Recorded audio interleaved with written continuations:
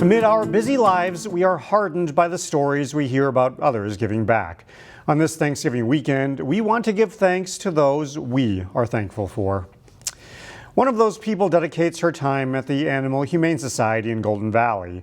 As I found out, she plays a vital role in that nonprofit's mission.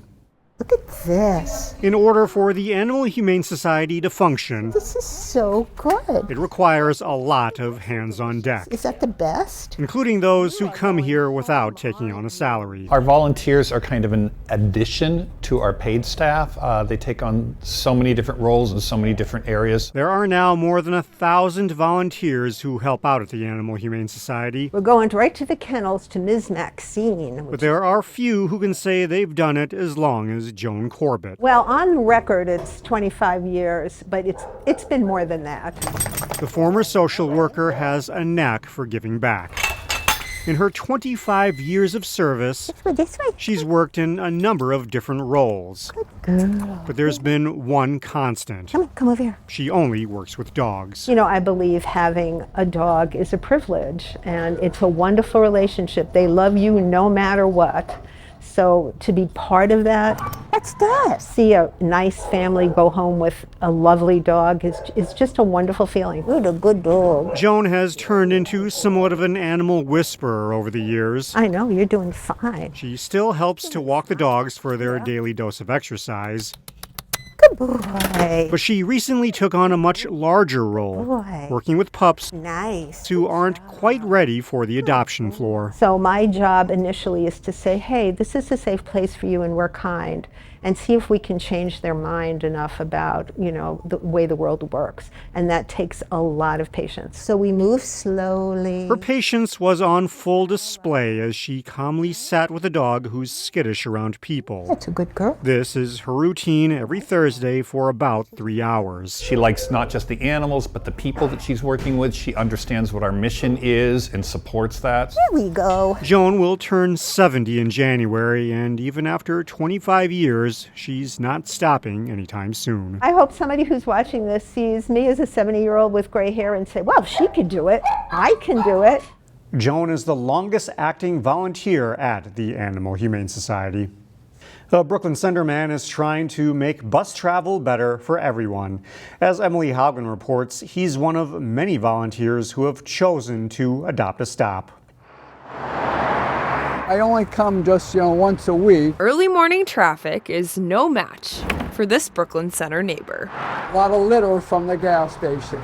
Alan Hancock adopted this bus stop just off 252. Oh, about half a bucket. He's in charge of keeping it clean Yeah. once a week. The debris flows down onto the grass, so I pick up any of the litter around. Alan is a member of the Metro Transit Adopt-A-Stop program. I think it represents a community that shows people care and want to be part of a community that takes care of things. The program's been revitalized over the last year. It's a volunteer program. Metro Transit General Manager Leslie Kondaris says just over 400 stops have adopters, with many to go. We have over 12,000 in our system. So there's a lot of opportunity left for people or organizations who want to pitch in to join us. Busier stops, like this one in Brooklyn Center, can always benefit from some TLC. Volunteers are only responsible for picking up litter, but those extra eyes go a long way. They're really helping us keep an eye on the system and alerting us to where we need to put more resources.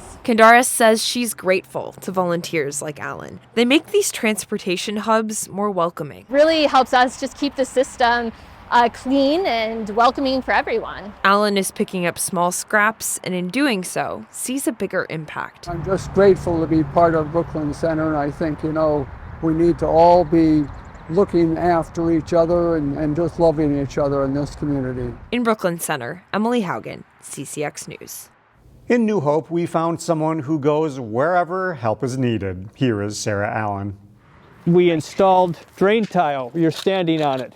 When you're with New Hope resident Tom Wiblishauser, In 2022, we painted a third of the church.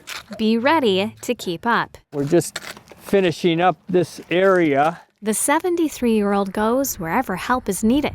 There's so much work here that this is our grounds committee. At Holy Nativity Lutheran Church in New Hope, Tom volunteers his time pulling weeds, It's a lot easier now with the wet ground. managing the food shelf. We are a donation drop-off for PRISM. At nursing homes, he's putting on his dancing shoes, bringing his polka moves and smiles. But one of Tom's biggest passions I actually developed the psychology of successful learning because some of my tutored students were so frustrated with failure. is helping students. As a former Hennepin Tech instructor, Tom used his skills to tutor students at Robbinsdale Middle School and Cooper High School, as well as Minnesota prison inmates through a special program. It was so successful at Stillwater for 3 times. We did it twice at Faribault, once at Red Wing, and once at Shakopee, and helped students find new lives. Tom tutored kids in a college readiness program. Students are very anxious about math, and so he makes it easy for them. He makes it easy for them to understand. His devotion to students inspired Lisa Roney to nominate Tom for New Hope's Good Citizenship Award.